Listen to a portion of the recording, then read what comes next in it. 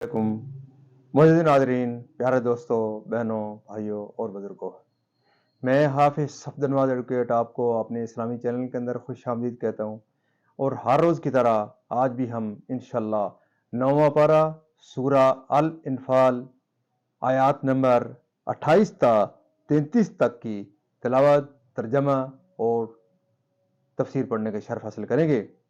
تلاوت شروع کرنے سے پہلے ہم درود شریف پڑھتے ہیں، آپ بھی میرے ساتھ پڑھیں۔ اللهم صل على محمد وعلى آل محمد كما صليت على إبراهيم وعلى آل إبراهيم إنك حميد مجيد. اللهم بارك على محمد وعلى آل محمد كما باركت على إبراهيم وعلى آل إبراهيم إنك حميد مجيد. أما بعد فأعوذ بالله من الشيطان الرجيم. بسم الله الرحمن الرحيم.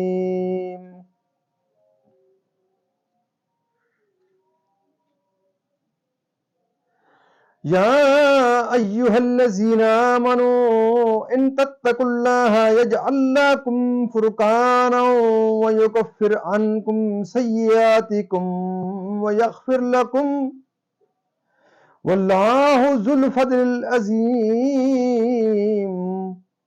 وَإِذْ يَمْكُرُ بِكَ الَّذِينَ كَفَرُوا لِيُثْبِتُوكَ أَوْ يَقْتُلُوكَ أَوْ يُخْرِجُوكَ وَيَمْكُرُونَ وَيَمْكُرُ اللَّهُ وَاللَّهُ خَيْرُ الْمَاكِرِينَ. وَإِذَا تُتْلَى عَلَيْهِمْ آيَاتُنَا قَالُوا قَدْ سَمِعْنَا لَوْ نَشَاءُ لَقُلْنَا مِثْلَ هَذَا إِنْ هَذَا إِلَّا أَسَاطِيرُ الْأَوَّلِينَ. وَإِذْ قَالُوا اللَّهُمَّ إِنْ كَانَ هَذَا هُوَ الْحَقُّ مِنْ عِنْدِكَ فأمطر علينا حجارة من السماء أو ائتنا بعذاب أليم. وما كان الله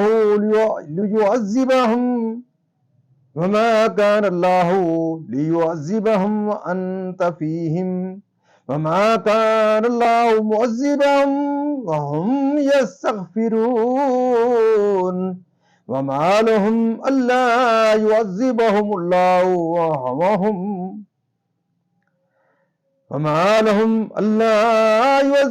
الله وهم يصدون عن المسجد الحرام وما كانوا أولياءه إن أولياؤه إلا المتقون ولكن أكثرهم لا يعلمون. صدق اللہ العظیم. ترجمہ. اے ایمان والو، اگر اللہ سے ڈرو گے تو تمہیں وہ دے گا جس سے حق کو باطل سے جدا کر لو، اور تمہاری برائیاں اتار دے گا اور تمہیں بخش دے گا، اور اللہ بڑے فضل والا ہے. اور اے محبوب، یاد کرو جب کافر تمہارے ساتھ مکر کرتے تھے کہ تمہیں بند کر لیں اور یا شہید کر دیں یا نکال دیں، اور وہ اپنا سا مکر کرتے تھے، اور اللہ اپنی خفیہ تدبیر فرماتا تھا. اور اللہ کی خفیہ تدبیر سب سے بہتر. اور جب ان پر ہماری آیتیں پڑھی جائیں تو کہتے ہیں ہاں ہم نے سنا، ہم چاہتے تو ایسی ہم بھی کہہ دیتے، یہ تو نہیں مگر اگلوں کے قصے. اور جب بولے کہ اے اللہ، اگر یہی قرآن تیری طرف سے حق ہے تو ہم پر آسمان سے پتھر برسا یا کوئی دردناک عذاب ہم پر لا. اور اللہ کا کام نہیں کہ انہیں عذاب کرے جب تک اے محبوب تم ان میں تشریف فرما ہو، اور اللہ انہیں عذاب کرنے والا نہیں جب تک وہ بخشش مانگ رہے ہیں. اور انہیں کیا ہے کہ اللہ انہیں عذاب نہ کرے، وہ تو مسجد حرام سے روک رہے ہیں اور وہ اس کے اہل نہیں، اس کے اولیاء تو پرہیزگار ہی ہیں، مگر ان میں اکثر کو علم نہیں. یہاں تک اس کا ترجمہ اختتام پذیر ہوتا ہے. اب اس کی تفسیر تسلسل سے. تفسیر. اس چیز سے یہاں ایمان مراد ہے، کیونکہ کافر مردہ ہوتا ہے، ایمان سے اس کو زندگی حاصل ہوتی ہے. قتادہ نے کہا کہ وہ چیز قرآن ہے، کیونکہ اس سے دلوں کی زندگی ہے اور اس میں نجات ہے اور عصمت دارین ہے۔ محمد بن اسحاق نے کہا کہ وہ چیز جہاد ہے، کیونکہ اس کی بدولت اللہ تعالیٰ ذلت کے بعد عزت عطا فرماتا ہے۔ بعض مفسرین نے فرمایا کہ وہ شہادت ہے، اس لیے کہ شہداء اپنے رب کے نزدیک زندہ ہیں، بلکہ اگر تم اس سے نہ ڈرے اور اس کے اسباب یعنی ممنوعات کو ترک نہ کیا اور وہ فتنہ نازل ہوا تو یہ نہ ہوگا کہ اس میں خاص ظالم اور بدکار ہی مبتلا ہوں گے، بلکہ وہ نیک اور بد سب کو پہنچ جائے گا۔ حضرت ابن عباس رضی اللہ عنہما نے فرمایا کہ اللہ تعالیٰ نے مومنین کو حکم فرمایا کہ وہ اپنے درمیان ممنوعات نہ ہونے دیں، یعنی اپنے مقدور تک برائیوں کو روکیں اور گناہ کرنے والوں کو گناہ سے منع کریں۔ اگر انہوں نے ایسا نہ کیا تو عذاب ان سب کو عام ہوگا، خطا کار اور غیر خطا کار سب کو پہنچے گا۔ حدیث شریف میں ہے کہ سید عالم صلی اللہ علیہ وسلم نے فرمایا کہ اللہ تعالیٰ مخصوص لوگوں کے عمل پر عذاب عام نہیں کرتا جب تک کہ عام طور پر لوگ ایسا نہ کریں کہ ممنوعات کو اپنے درمیان ہوتا دیکھتے رہیں اور اس کے روکنے اور منع کرنے پر قادر ہوں، باوجود اس کے نہ روکیں نہ منع کریں۔ جب ایسا ہوتا ہے تو اللہ تعالیٰ عذاب میں خاص و عام و خاص سب کو مبتلا کرتا ہے۔ ابو داؤد کی حدیث میں ہے کہ جو شخص کسی قوم میں سرگرم معاصی ہو اور وہ لوگ باوجود قدرت کے اس کو نہ روکیں تو اللہ تعالیٰ مرنے سے پہلے انہیں عذاب میں مبتلا کرتا ہے۔ اس سے معلوم ہوا کہ جو قوم نئی عن المنکر ترک کرتی ہے اور لوگوں کو گناہوں سے نہیں روکتی، وہ اپنے اس ترک فرض کی شامت میں مبتلا عذاب ہوتی ہے۔ اے مومنین، مہاجرین، ابتدائی اسلام میں ہجرت کرنے سے پہلے مکہ مکرمہ میں قریش تم پر غالب تھے اور تم مدینہ طیبہ میں یعنی اموال غنیمت جو تم سے پہلے کسی امت کے لیے حلال نہیں کیے گئے تھے، فرائض کا چھوڑ دینا اللہ تعالیٰ سے خیانت کرنا ہے اور سنت کا ترک کرنا رسول اللہ صلی اللہ علیہ وسلم سے۔ شان نزول پر یہ آیت ابو لبابہ ہارون بن عبد المنظر انصاری کے حق میں نازل ہوئی۔ واقعہ یہ تھا کہ رسول کریم صلی اللہ علیہ وسلم نے یہود بنو قریظہ کا 2 ہفتے سے زیادہ عرصے تک محاصرہ فرمایا اور وہ اس محاصرے سے تنگ آ گئے اور ان کے دل خائف ہو گئے، تو ان کے سردار کعب بن اسد نے یہ کہا کہ اب 3 شکلیں ہیں، یا تو اس شخص یعنی سید عالم صلی اللہ علیہ وسلم کی تصدیق کرو اور ان کی بیعت کر لو، کیونکہ قسم بخدا وہ نبی مرسل ہیں، یہ ظاہر ہو چکا، اور یہ وہی رسول ہیں جن کا ذکر تمہاری کتاب میں ہے، ان پر ایمان لے آئیے تو جان مال اہل و اولاد سب محفوظ رہیں گے۔ مگر اس بات کو قوم نے نہ مانا تو کعب نے دوسری شکل پیش کی اور کہا کہ اگر اسے نہیں مانتے تو آؤ پہلے ہم اپنے بیوی بچوں کو قتل کر دیں، پھر تلواریں کھینچ کر محمد مصطفیٰ صلی اللہ علیہ وسلم اور ان کے اصحاب کے مقابل آئیں۔ اگر ہم اس مقابلے میں ہلاک بھی ہو جائیں تو ہمارے ساتھ اپنے اہل و اولاد کا غم تو نہ رہے۔ اس پر قوم نے کہا کہ اہل و اولاد کے بعد جینا ہی کس کام کا؟ تو کعب نے کہا کہ یہ بھی منظور نہیں تو سید عالم صلی اللہ علیہ وسلم سے صلح کی درخواست کرو، شاید اس میں کوئی بہتری کی صورت نکلے۔ تو انہوں نے حضور سے صلح کی درخواست کی، لیکن حضور نے منظور نہ فرمایا، سوائے اس کے کہ اپنے حق میں سعد بن معاذ کے فیصلے کو منظور کر لیں۔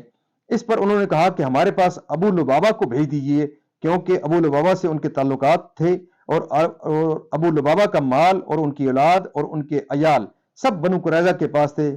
حضور نے ابو لبابہ کو بھیج دیا۔ بنو قریظہ نے ان سے رائے دریافت کی کہ کیا ہم سعد بن معاذ کا فیصلہ منظور کر لیں کہ جو کچھ وہ ہمارے حق میں فیصلہ دیں وہ ہمیں قبول ہو۔ ابو لبابہ نے اپنی گردن پر ہاتھ پھیر کر اشارہ کیا کہ یہ تو گلے کٹوانے کی بات ہے۔ ابو لبابہ کہتے ہیں کہ میرے قدم اپنی جگہ سے نہ ہٹنے پائے تھے کہ میرے دل میں یہ بات جم گئی کہ مجھ سے اللہ اور اس کے رسول کی خیانت واقع ہوئی ہے۔ یہ سوچ کر وہ حضور صلی اللہ علیہ وسلم کی خدمت میں تو نہ آئے، سیدھے مسجد شریف پہنچے اور مسجد شریف کے ایک ستون سے اپنے آپ کو بندھوا لیا اور اللہ کی قسم کھا لی کہ نہ کچھ کھائیں گے نہ پئیں گے یہاں تک کہ مر جائیں، یا اللہ تعالیٰ ان کی توبہ قبول کرے۔ وقتاً فوقتاً ان کی بیوی آ کر انہیں نمازوں کے لیے اور انسانی حاجتوں کے لیے کھول دیا کرتی تھیں اور پھر باندھ دیے جاتے تھے۔ حضور کو جب یہ خبر پہنچی تو فرمایا کہ ابو لبابہ میرے پاس آتے تو میں ان کے لیے مغفرت کی دعا کرتا، لیکن جب انہوں نے یہ کیا ہے تو میں انہیں نہ کھولوں گا جب تک اللہ ان کی توبہ قبول نہ کرے۔ وہ 7 روز بندے رہے، نہ کچھ کھایا نہ پیا، یہاں تک کہ بے ہوش ہو کر گر گئے۔ پھر اللہ تعالیٰ نے ان کی توبہ قبول کی۔ صحابہ نے انہیں توبہ قبول ہونے کی بشارت دی تو انہوں نے کہا کہ میں خدا کی قسم نہ کھلوں گا جب تک رسول کریم صلی اللہ علیہ وسلم مجھے خود نہ کھولیں۔ حضور نے انہیں اپنے دست مبارک سے کھول دیا۔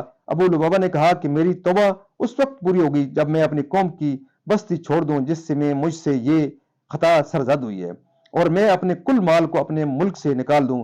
سید عالم صلی اللہ علیہ وسلم نے فرمایا تہائی مال کا صدقہ کرنا کافی ہے۔ ان کے حق میں یہ آیت نازل ہوئی۔ معزز ناظرین، اللہ تعالیٰ کے فضل و کرم سے یہاں تک ہماری آج کی تفسیر اختتام پذیر ہوتی ہے۔ اللہ تعالیٰ کے دربار کے اندر ہم اس کلام مقدس کے صدقے حضور پاک صلی اللہ علیہ وسلم کی ذات و برکات کے صدقے دعا کرتے ہیں کہ اللہ تعالیٰ ہمیں قرآن پاک پڑھنے، قرآن پاک کو سمجھ کر اور اس کے احکامات کے مطابق حضور پاک صلی اللہ علیہ وسلم کی پاک سیرت کے مطابق اور صحابہ کرام کے نقش قدم کے اوپر اللہ تعالیٰ ہمیں چلنے کی توفیق عطا فرمائے۔ اللہ تعالیٰ میرے اور آپ کے تمام صغیرہ و کبیرہ گناہوں کو معاف فرمائے، تمام پریشانیاں دور فرمائے، تمام بیماروں کو شفائے کاملہ اللہ تعالیٰ فرمائے۔ اللہ تعالیٰ تمام مرحومین کو جنت الفردوس میں اعلیٰ و بالا مقام عطا فرمائے، اور اللہ تعالیٰ آپ لوگوں کو خصوصی اپنے فضل و کرم سے اس کلام مقدس کے اندر اللہ تعالیٰ آپ کو اس کو پھیلانے کے لیے، کیونکہ ختم نبوت کے صدقے اس امت کے اوپر ایک عظیم کام اور ایک عظیم فریضہ ہے۔ آپ نے اس کے اندر جو تفسیر آج پڑھی گئی ہے اس کے اندر آپ یہی ہے نئی المکر کی بات ہے کہ برائی سے روکیں اور نیک کام کی ترغیب اور تلقین کریں۔ اسی کے متعلق آج کی آیات تھیں، کیونکہ اگر جو لوگ اگر نیک بھی بیٹھے ہوتے ہیں تو اگر کوئی عام طور پر کوئی گناہ سرزاد ہو رہا ہو تو اس نیک جب عذاب آتا ہے تو اس نیک بھی اس میں اس کے آتے ہیں، غلبے میں آ جاتے ہیں، اور اللہ تعالیٰ عذاب جو ہوتا ہے وہ پھر سب کے اوپر مجموعی طور پر آتا ہے۔ اللہ تعالیٰ ہمیں قرآن پاک کے احکامات کے مطابق اپنی زندگیاں گزارنے کی توفیق عطا فرمائے، اور اللہ تعالیٰ آپ کے اوپر اپنا فضل و کرم کرے۔ خاص طور پر جو معزز ناظرین ہیں، آپ خود بھی اس ویڈیو کو دیکھیں۔ اللہ تعالیٰ آپ کو آپ کی زندگی میں خیر و برکت عطا فرمائے، اور اپنے بچوں کو تلقین کریں، اپنے عزیز اقربا کو، اور جہاں تک آپ اس آواز کو پہنچا سکتے ہیں آپ اس آواز کو پہنچائیں، تاکہ دن قیامت اللہ تعالیٰ ہمیں حضور پاک صلی اللہ علیہ وسلم کی اللہ تعالیٰ کے دربار کے اندر شفاعت نصیب عطا فرمائیں۔ آمین ثم آمین۔